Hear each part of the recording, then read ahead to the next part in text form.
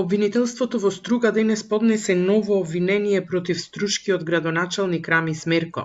Тој е обвинет дека во периодот од април 2021 до јуни 2022 ја злоупотребил службената положба и исклучил договор за поставување светлосна инсталација долж дел од речното корито на реката Црн Дрим, без да обезбеди потребна водостопанска согласност од Министерството за животна средина.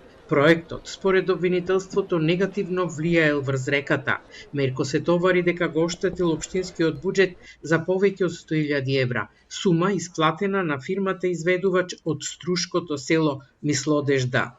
Со тоа овозможил на избраната фирма изведувач да постави светлосни тела во водите на реката во должина од по 900 метри од двете страни на коритото, иако обвинителството во текот на постапката презеде повеќе действија и обезбеди вештачење согласно кое таквата инсталација од 300 светлински арматури негативно влијаела на режимот на водите, морфологијата на водното тло и хидробиолошкиот систем во реката.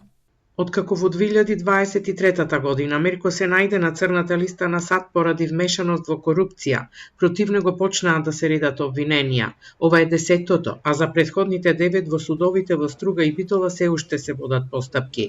Досега има 2 неправосилни пресуди. Во едната е ослободен од вина за набавка на службениот автомобил Ауди А4, а за незаконското назначување директори во 4 струшки училишта доби парична казна од 10.000 евра.